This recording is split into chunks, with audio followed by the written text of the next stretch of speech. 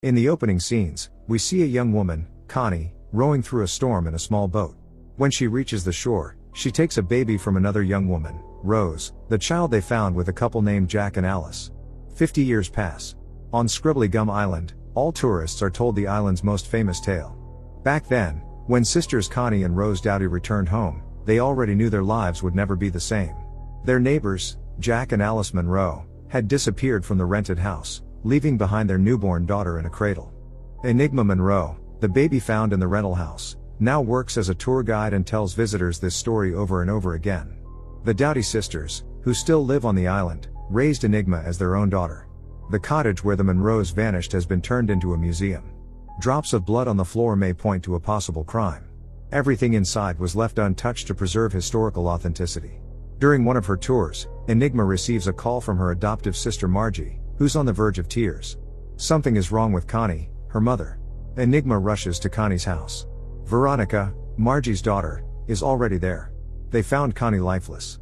It was Rose who first raised the alarm. Connie hadn't shown up for their usual morning swim. Now Connie's loved ones must transport her body to the mainland. On the way, the boat breaks down halfway due to a jellyfish bloom. Rose remembers the day she and Connie rescued baby Enigma.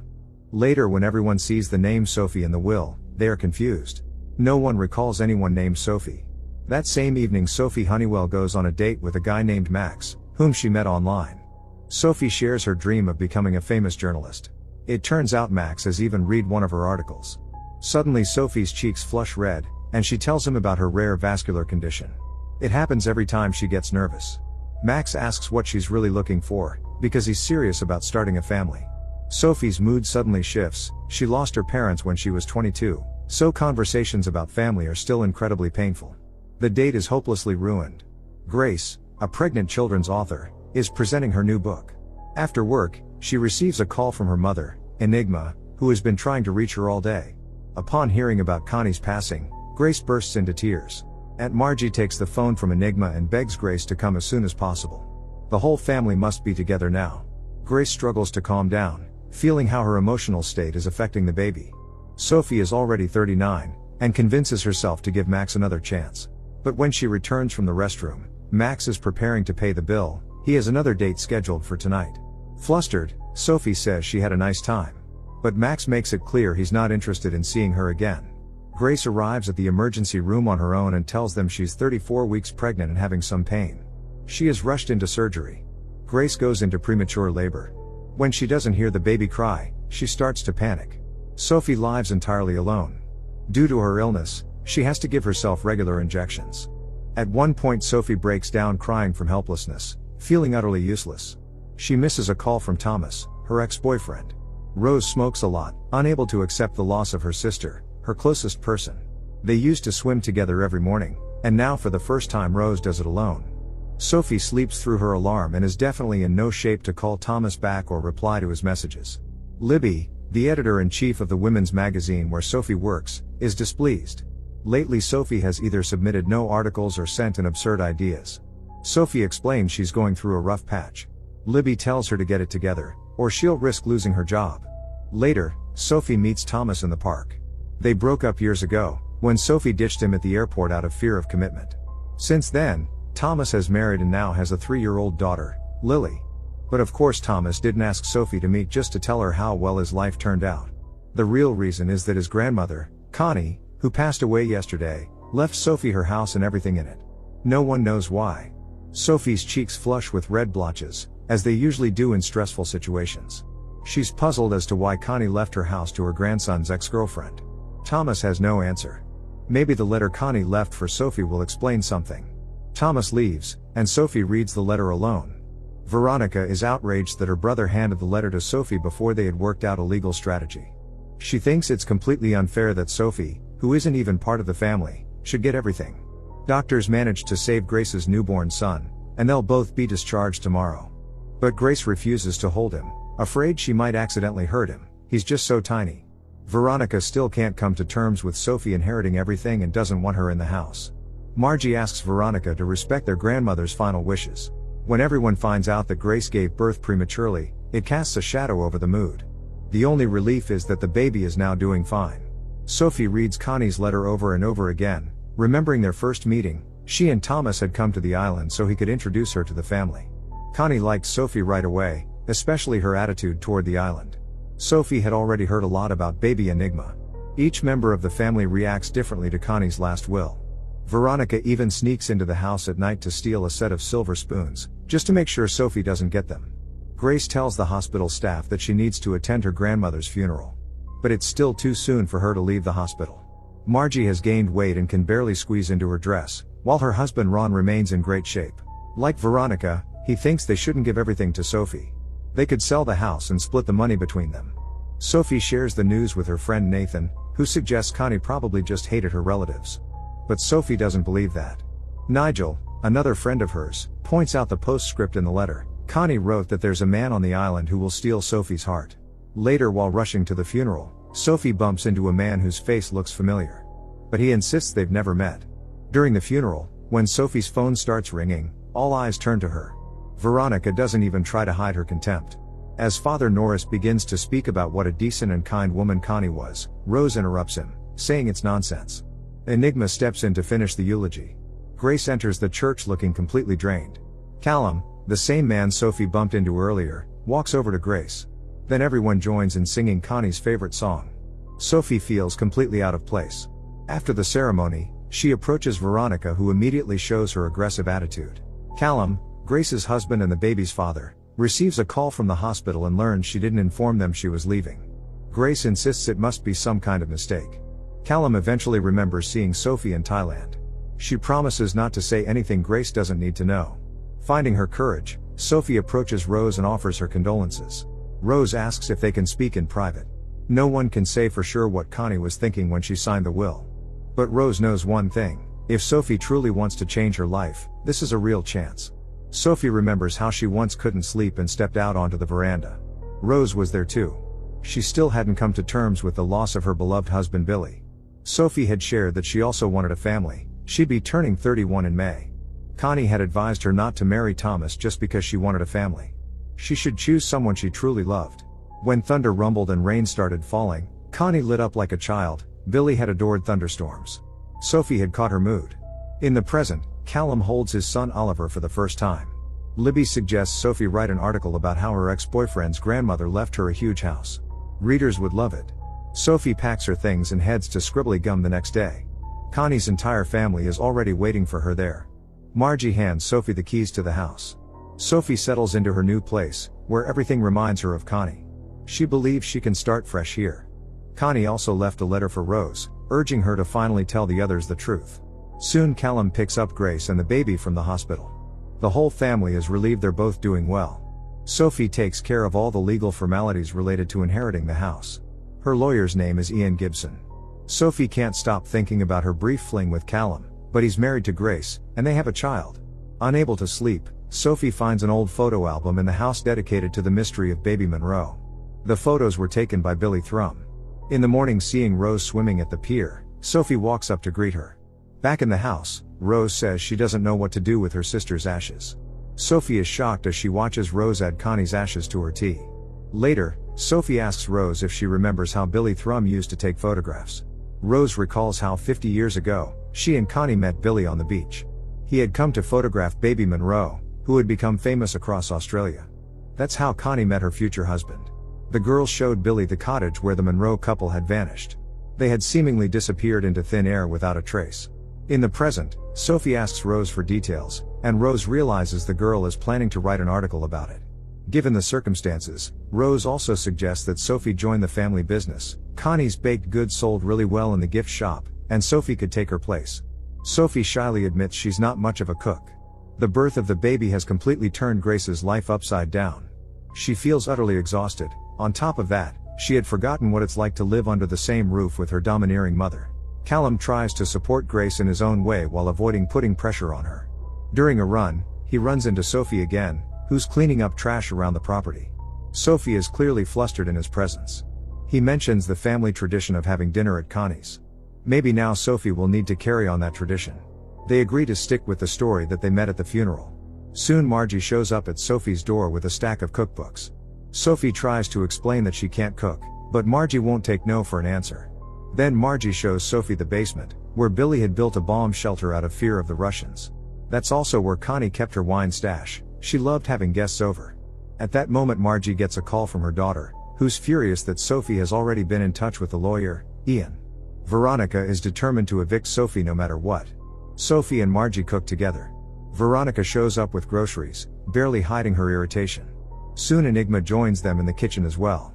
Grace begins showing signs of mastitis. The baby cries constantly. Margie suggests a home remedy, cabbage leaves.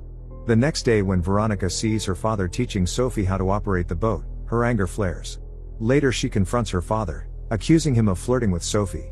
Ron calmly tells Veronica that her mother has a lot on her plate, and Sophie is helping out, unlike Veronica, who does nothing useful and still lives with her parents after the divorce. Now according to the documents, the house officially belongs to Sophie. Ian tells her he was happy to help. She asks about the disappearance of Jack and Alice. All that's known is that shortly before vanishing, the couple had invited Connie and Rose over for tea. There's a theory they faked their disappearance to get rid of their daughter. Sophie remembers the postscript in Connie's letter, where she said Sophie would meet her destiny here. Could Ian be that destiny? The doctor suspects Grace has postpartum depression, although she firmly denies it, insisting everything is fine. Callum knows it's not and reminds her that she had depression back in university too. At that moment Grace snaps and storms out of the doctor's office. She doesn't want advice, she just wants everyone to leave her alone. Ian offers to help Sophie with her journalistic investigation. Together they go through archive materials and then take a boat ride. Sophie shares that she's known Veronica since university. It was actually Veronica who introduced her to Thomas. Ian in turn tells her about his 6-year-old daughter Caitlin, and his partner Ellen, with whom he hasn't been close for a long time. Sophie notices that water has started seeping into the boat. Rose watches them through binoculars, remembering how Billy once showed Connie a newspaper article about the discovery of the abandoned Munro boat. The bodies were never found, but it's likely the couple got caught in a storm. Fortunately Sophie and Ian are rescued from the sinking boat, and Ian joins them for dinner that evening, the first dinner without Connie. At Ian's urging, Sophie shares a breakthrough in her investigation. Jack and Alice Munro may have actually been Russian, with real names Ivan and Elisa Marinovsky. It's possible they weren't even legally married. Rose can't say for certain whether the Munros had accents. She's reluctant to talk about it at all. When Sophie makes a provocative statement suggesting Jack and Alice might have been brother and sister, Enigma suddenly feels ill. All evening the conversation circles around that topic. Veronica jokes that Enigma's deformed toe might not be a coincidence. Margie shows Sophie a door Connie never let anyone through, while Ron asks Callum how he's handling fatherhood. Callum admits it's not easy. Sophie finds the right key. Inside they discover vinyl records of Russian folk music and a white dress, the same one Alice wore in her last known photograph. Rose knows her sister would have wanted the others to learn the truth. And only Rose can tell it. Margie and Sophie show the dress to the rest of the family. Enigma is confused. Everyone believed Alice had been wearing that dress when she disappeared. Veronica has more or less accepted that Sophie is now part of their circle. She's also planning to make a podcast about the Munros' disappearance and suggests she and Sophie team up. Rose has her secrets. The past keeps chasing her. Late in the evening the guests head home. Sophie lets Ian spend the night at her place since the ferries have stopped running. Ian clearly wants to get closer to her, but Sophie isn't ready. Suddenly a foul smell fills the house. The septic tank has overflowed. Grace can no longer bear the non-stop crying of her son, who absolutely refuses to sleep. Nothing happens between Sophie and Ian. Sophie feels a little sorry. Once again her luck has run out. To her surprise, Callum invites Sophie to dinner the next day. He thinks Grace could use some company. He also suggests Sophie tell Grace the truth about what happened in Thailand. But Sophie doesn't think that's a good idea. It would raise too many questions about why they hadn't said anything before. Veronica has arranged a meeting with a detective friend and wants Sophie to come along as a journalist. Veronica asks Detective Audrey to analyze Alice's dress. There might still be traces of DNA on it. Detective Audrey doubts any suitable samples could remain after 50 years, but she agrees to help. When Sophie invites her to the island, Audrey happily accepts. Later, the girls sort through Alice's wardrobe in the museum cottage and stumble upon a black dress and a pair of pumps from a brand worn by department store clerks at Finch & Sons. It's their first serious lead. Veronica quickly calls her mother to share the news, but Margie is too busy at the moment. Thomas's wife Deborah has kicked him out, so he'll be staying with his parents for a while. Margie has taken up photography and begins attending composition classes taught by Ronald. She finds him very attractive. Sophie tries to figure out how Alice could afford such expensive dresses and who the father of her baby really was. Could she have been more than just a shop girl? Sophie imagines herself as Alice, a mysterious Russian woman. But her eccentric daydream is interrupted by Zeke, the gardener, who reminds her she apparently needs a boat. They head out on a boat trip together. Sophie starts to wonder, could Zeke be the destiny Connie wrote about in her letter? Sophie asks Zeke to take her to the bay where Jack and Alice's boat was found. The boat is still there, like a grave. The couple's initials are carved into a nearby tree. It strikes Sophie as an odd coincidence that the boat washed up right beside their tree. Sophie and Zeke have a great time and clearly enjoy each other's company. Back at the house, Sophie thanks Ron for fixing her septic tank. Ron tells Sophie that if she ever decides to sell the house, he'd be happy to consider buying it. But for now Sophie plans to stay. There must be a reason Connie wanted that. After class, Margie shows Ronald some photos from her album. He's genuinely impressed. When Sophie mentions meeting Zeke, Rose insists he's not the right match for her. In Rose's opinion he's too unserious, and Sophie needs a proper husband. Sophie feels that her attempt to uncover the mystery of the Munro couple's disappearance is forcing the family to relive things they'd rather forget. But Enigma wants Sophie to keep digging. It's important for her to know what happened to her parents. Grace's depression is worsening. She's also had a falling out with her mother. The only person she feels supported by is her aunt, Margie. When Veronica brings up the podcast, Grace says she doesn't believe there's any mystery to Alice. In her opinion, Alice was just a woman who abandoned her child. Enigma adds fuel to the fire by accusing Grace of dumping most of the childcare responsibilities onto Callum. This deepens the conflicts. Sophie hopes Connie wouldn't mind a few rearrangements around the house. Late at night, Sophie receives a mysterious message from an unknown number. It turns out to be Zeke. They meet, and a spark ignites between them instantly, no words needed. Enigma can no longer bear living under the same roof as her daughter and plans to stay with Rose for a while. Veronica comes to Sophie and says she may have found a woman who used to work at the same store as Alice Munro. The girls visit a nursing home. The woman confirms she knew Alice, who suddenly stopped showing up to work in December 1967. She also tells them about Arthur Finch, the store manager and the owner's son, who died under mysterious circumstances. The criminal was never found. The murder weapon was a chopping board. 2 days before Christmas, Arthur Finch brought his fiancée into the store. Alice told the young woman not to marry him. The next day Alice was fired. Since Arthur belonged to a well-known family, his death and Alice's sudden disappearance clearly weren't coincidental. Sophie and Veronica realized that Connie and Rose hadn't told the whole truth. Arthur Finch had a motive to get rid of Alice. He was most likely Enigma's biological father. Motherhood is slowly driving Grace insane. All she dreams about is running away. That evening, Sophie comes to dinner and brings a cake and a bottle of champagne. Grace is happy to have a brief distraction from the routine. Suddenly she has a severe allergic reaction. Sophie didn't know Grace was allergic to nuts, which were in the cake. Callum quickly gives her an injection, and the attack passes swiftly.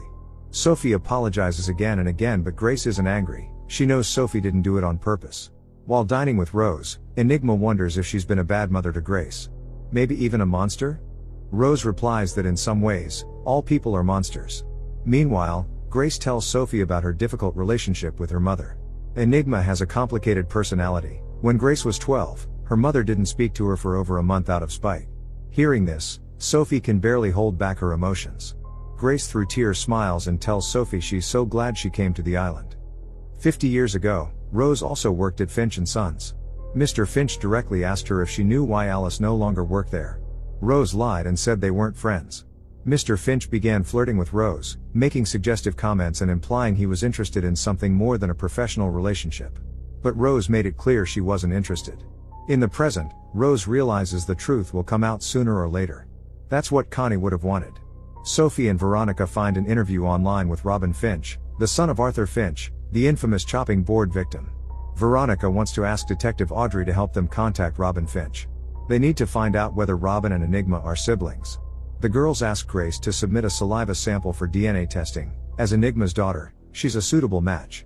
The anniversary of Enigma's arrival into the family is approaching, a big event on the island. Thomas still secretly dreams of Sophie. Watching Sophie hold baby Oliver, Grace can't help but think that Sophie might be a better mother to Oliver than she is. This year, only 26 tickets have been sold for the celebration. Ron suggests canceling the whole thing. Connie is gone, and it's the end of an era. But Enigma insists they have to hold the event to honor Connie's memory. Rose says this will be the last anniversary, after which she leaves. For Grace the days have blurred into one endless routine of childcare. However, at her next doctor's appointment, Grace insists she's fine, apart from sleep deprivation. The doctor prescribes her sleeping pills, half a tablet at a time. Grace knows how lucky she is. Callum is such a wonderful father. Despite the doctor's instructions, Grace takes a higher dose than prescribed. Thomas still hasn't reconciled with Deborah, and he isn't sure he really wants to.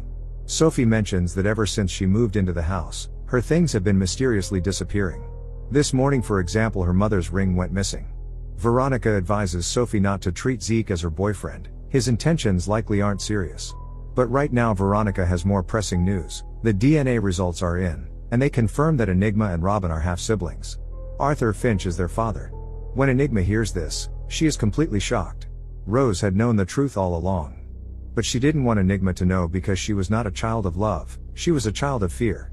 Arthur Finch had used his power against Alice. Sophie believes it was wrong for Connie and Rose to shield Enigma from the truth. Having lost her own family, Sophie understands better than anyone the desire to find one's roots. Enigma has already contacted Robin and invited him and his mother Elizabeth to lunch. All night Rose lies awake, hearing Connie's voice urging her to finally tell the rest of the truth. The time has come. It drives Rose mad. Her screams wake Enigma. The entire family is worried about Rose's condition, assuming it's the result of grief over Connie's death. Grace is grateful to Sophie for helping with the baby. Like many others, Grace is convinced that things won't work out between Sophie and Zeke. He's not someone you build a serious relationship with. Grace is trying to get back on track and has started writing a new book.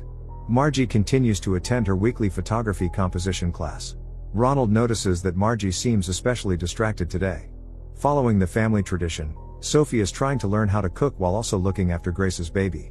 And she's actually doing quite well. After class, Ronald and Margie drink out in the open and have a heartfelt conversation. It's a funny coincidence that her husband's name is also Ron. Margie confesses that Ron has cheated on her multiple times. She suspects he still is. Veronica and Sophie tell Audrey about their suspicions that Arthur Finch may have took Alice's life, and Jack may have in turn took Arthur's life. Grace arrives to pick up her son. Sophie invites Grace to stay for dinner, but Grace politely declines. She's simply too exhausted. Zeke shows up late and clearly drunk. Veronica and Audrey are unimpressed by his presence. Zeke has a reputation for being a womanizer.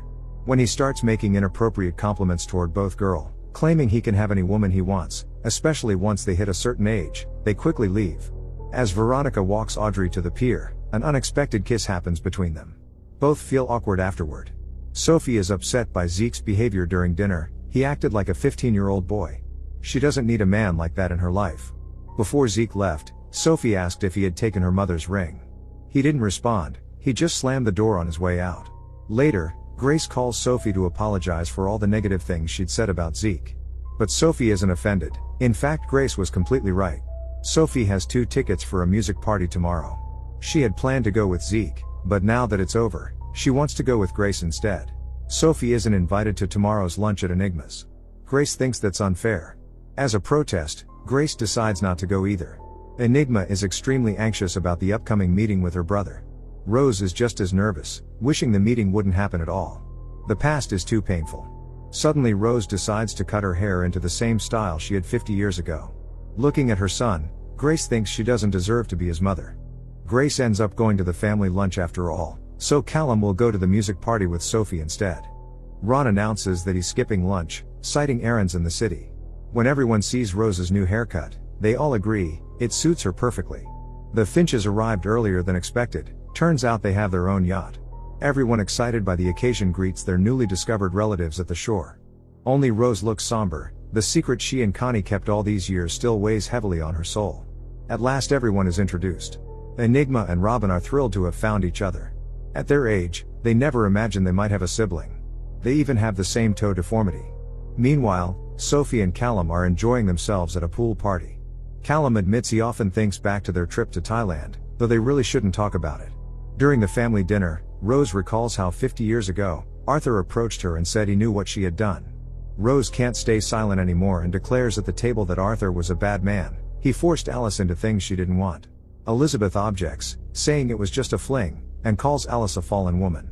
According to Elizabeth, Arthur had only taken pity on Alice after her brother Jack died of appendicitis and gave her a job, which she repaid with betrayal.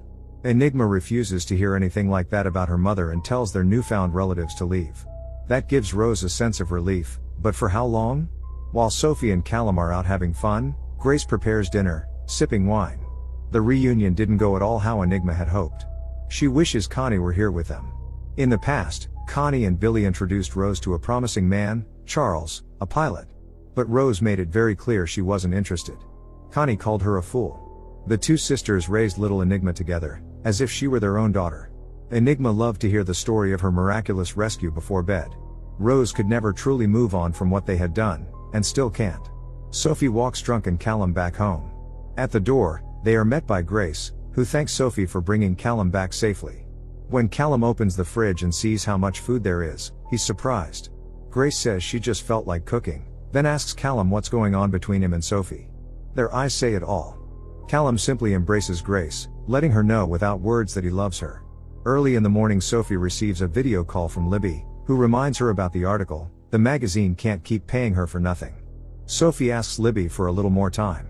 That afternoon, Grace and Callum take a walk along the beach with their son. Sophie shows Rose the press release for her article. Rose reads it reluctantly, as it drags her back into the past. Without saying a word, she closes the laptop. While Rose is in the shower, Sophie makes some tea and finds her mother's ring. It's clear Rose stole it. She doesn't like Sophie being on the island. Rose starts accusing Sophie of trying to steal Callum away from Grace. She even sabotaged Sophie's septic tank, just to make her leave the island sooner. Later, Sophie shows the press release draft to Veronica, Enigma, and Margie. The Finches might not like it, but Enigma doesn't care. Sophie sends the article to the publisher. Veronica continues filming the podcast. Enigma gives an on-camera interview. She enjoys being the center of attention, just like she always has. They hope the podcast will help sell as many tickets to the anniversary as possible. And it works. Ron senses that his wife has grown distant. He can't figure out why. For the first time since their kiss, Veronica works up the courage to leave a voicemail for Audrey. Rose remembers how she turned Charles down, even though Connie had insisted she give him a chance. Living with Connie and Billy, Rose had always felt like the odd one out. The next morning, Sophie wakes up to find Thomas next to her, and jolts upright in shock. He had gotten drunk the night before and come to her place. He tells her Connie would have wanted them to be together, but Sophie kicks him out. He's still married. Sophie meets with Nathan and Nigel, sharing her feelings. She desperately wants to find a man who will truly love her, but all her life she's had no luck. Ronald surprises Margie with something special, an exhibit of photos from the Munro album. They capture the most beautiful moments. Margie can't hold back her tears. No one has ever done anything like that for her. She hugs Ronald, and then they sit and talk like they usually do. Suddenly Margie gets a call from her husband, saying he's found a therapist for Rose. Ron introduces the doctor as his friend, Jillian. When Rose realizes who it is, she reacts very negatively, insisting she won't leave the island no matter what. Once again hearing her late sister's voice, Rose keeps shouting that she's not leaving the island. Margie doesn't like that Ron made this decision without consulting anyone, bringing in a therapist for Rose. Ron says he's tired of Margie shouldering everything, the cooking, the store, the childcare. Even Grace always turns to Margie for help, not to her own mother. Offended, Enigma sharply remarks that Margie must have a lot of free time if she's attending photography lessons that often. Ron looks confused, he has no idea what she's talking about. Seeing photos of Audrey with another woman on social media, Veronica is deeply upset. Callum decides he wants to tell Grace about Thailand. He doesn't want to hide anything from his wife. Sophie fears that once it's out, everyone on the island will hate her, but she can't stop Callum. Enigma comes to talk to her daughter. She thinks it's unfair that Grace is closer to Margie than to her own mother. Grace avoids the conversation. Veronica and Margie find something odd in the photos. A few of them are overexposed, unlike the rest. It's unclear what it means yet. Sophie announces she wants to sell the house and move away. Ron has already expressed interest in buying it. Sophie feels like an outsider on this island. Hearing that, Margie starts digging through Ron's bank documents and laptop and realizes that he's been planning to sell the island behind their backs. Grace panics when Oliver's temperature spikes. She tries calling Callum, but he doesn't pick up. While the girls are digging through the basement again for new clues, Veronica gets a call from her mother, who nervously tells them not to discuss the sale of the house with anyone, not even Thomas or Ron. Margie is currently at the bank. Grace's panic escalates. Margie isn't answering her phone either. Sophie finds more photos from the time when the house for Rose was being built. Everyone is in the pictures, except Rose. That means she was the one taking them. And all the overexposed shots weren't taken with Billy's camera. Everything points to Rose being the author of the last known photo of Alice. The shocking truth hits Veronica, and she nervously tells Sophie she'll be right back. Grace calls Sophie and begs her to come over. She feels like she can't handle it anymore and asks Sophie to take the baby. Sophie calms Grace down, and together they board the boat to the mainland. There, they rush Oliver to the hospital. Callum arrives as soon as he hears the news. Thankfully everything turns out fine. Veronica asks Rose what Jack was like. Rose dodges the question, only saying that Jack was devoted to Alice. At that moment Veronica in tears shows her a photo and asks Rose to tell her if Jack ever really existed. Rose tells Veronica that back then, women had no rights. Alice lost her job because she turned down Arthur. And since unmarried women couldn't rent a house, Alice put a wedding ring on her finger and pretended she had a husband. That's how the sister's father agreed to rent her the cottage. And the lie snowballed from there. Alice said her husband Jack worked on the mainland, which explained his absence. Rose did everything she could to help Alice maintain her story. She was completely drawn in, she'd never met anyone as fascinating as Alice. Sophie calls Veronica and says they're still at the hospital. But something's strange, they can't find Grace anywhere. Margie tells Enigma about Ron's plan to sell the island. It's a betrayal far worse than cheating. But Margie mustn't let Ron know she found out, not until she and Enigma decide what to do next. Confused and overwhelmed, Veronica goes to Audrey and finally opens up about how she feels. Everything is a mess. Grace is broken, unsure of what to do with her life. Sophie tries to convince Grace that none of this is her fault. But Grace is in despair, convinced that motherhood simply isn't for her. Ron begins to suspect his wife is cheating on him. Margie snaps and yells that she's had enough, especially when it comes to Ron, who has always taken her for granted. Thomas can no longer stand the constant fights between his parents or the lies that rule their family. Everything has been falling apart for a long time. Enigma and Rose strongly urge Sophie not to sell the house to Ron. But right now Sophie is more concerned about Grace's state of mind. Enigma insists that everything's fine, Grace just needs time to adjust to motherhood. In a fit of rage, Ron begins destroying the souvenir shop, shouting that it's his house and his money. To stop him, Margie, Enigma and Rose reveal that they know he's been secretly planning to sell the island behind their backs. It's a betrayal worse than infidelity. Grace tries to deal with her depression, dreaming only of one thing, not being here. When the argument dies down, Ron tells his wife that their business has been failing for a long time, so he thought it was best to sell everything before it was too late. It would allow them to leave and start over. Cooking becomes an obsession for Grace, her only way to cope. She's at her limit. Ron begins repairing the damage to the souvenir shop. Rose still lives in the past. This island is her whole life. The day of the anniversary arrives. Sophie is happy to see her closest friends here. Deborah and Thomas are still estranged. Grace confesses to Sophie that things have started up again with Zeke. They used to date as teenagers, and her feelings have been reignited. She feels guilty toward Callum, believing he deserves better. Guests begin to gather. Enigma urges her daughter to stop taking sedatives, they make her dull and disconnected. Then Enigma gives a speech in front of the guests and performs a song in Connie's honor. Veronica introduces her father to her new girlfriend, Audrey. But Ron only has eyes for his wife, chatting sweetly with Ronald. Ian is here with his daughter Caitlin. But he's actually come on business, he has a meeting with Margie. Grace confesses to Callum about her affair with Zeke. When Oliver was in the hospital, she turned off her phone and was with Zeke on his boat. Callum doesn't understand why. Grace has no answer. Still Callum finds the strength to perform a song on stage. In that moment he's thinking of Sophie. She walks down to the shore. This island has turned her life upside down. Grace feels completely alone and stares at a dish containing peanuts, planning to trigger an allergic reaction on purpose. After his performance, Callum quickly retreats out of sight and cries. Ron can't stand the thought of his wife enjoying herself with her lover right under his nose. But at that moment Margie is with the lawyer, informing her husband that they're starting a new life, just like he wanted, but in a different way. Callum regrets more than anything not writing to Sophie after Thailand. His life could have turned out differently. But maybe it's not too late? Sophie, however, isn't so sure. She knows Grace did what she did because she sees Callum as perfect and herself as a failure. Sophie walks away, leaving Callum alone. Grace in tears repeatedly apologizes to her son. The podcast has paid off, the island has drawn in many tourists. Rose senses that Grace might do something reckless and suggests to Enigma that they go looking for her together. Suddenly Deborah grabs the microphone and announces that her husband is obsessed with Sophie. She recently found a folder on his phone filled with photos from her social media. Deborah also claims that the postscript in Connie's letter was Thomas's doing. Sophie is speechless. It turns out there was no charming prince.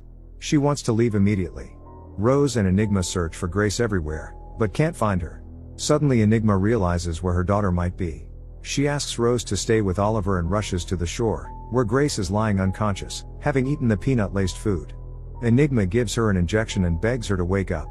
Thankfully Grace starts breathing. Enigma breaks down in tears of relief. Grace is rushed to the hospital.